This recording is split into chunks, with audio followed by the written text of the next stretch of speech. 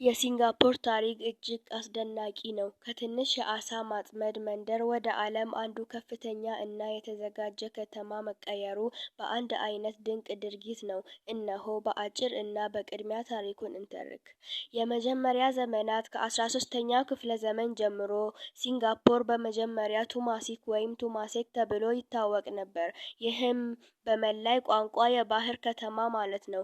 በ13ኛው ክፍለ ዘመን አንድ ስሪቪጃያ ንጉስ ወደዚያ መጥቶ አንድ አንበሳ ወይም እንደ አንበሳ የመስሎት እንስሳ አይቶ ከተማውን ሲንጋፖራ ወይም የአንበሳ ከተማ ብሎ ጠራ።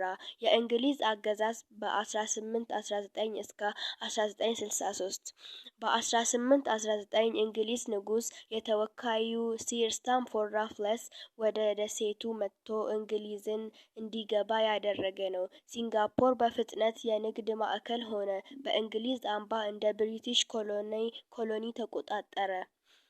በ20ኛው ክፍለ ዘመን መጀመሪያ እንግሊዝ ከማላይ እና ከቦርኔዮ ጋር እንደ ስቴት ሴትልመንትስ አንድ አደረገ። የጃፓን ወረራ 1942 እስከ 1945 በሁለተኛው ዓለም ጦርነት ወቅት ጃፓን ሲንጋፖርን ወረሰች እና ሲኖን ቱ የምስራቅ ብርሃን ብላ ጠራች። ይህ ዘመን እጅግ አሳዛኝ ነበር። ብዙ ሕዝብ ተገደለ እና በእጅግ ከባድ ሁኔታ ኖረ።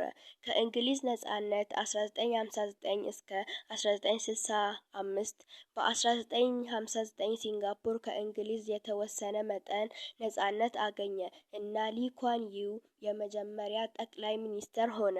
በ1963 ከማላይዚያ ጋር በመተባበር ፌዴሬሽን ኦፍ ማላይዥያ ውስጥ ገባ፣ ግን በፖለቲካ እና ባህላዊ ግጭቶች ምክንያት በ1965 ተለየ።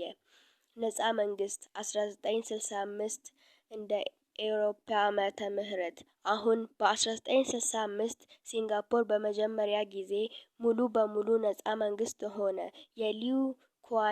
ሊ ኩዋን ዩ መንግስት በጠንካራ የመንግስት እና የትኩረት ፖሊሲዎች ሲንጋፖርን ከችግኝ ወደ ብልጽግና አመጣ።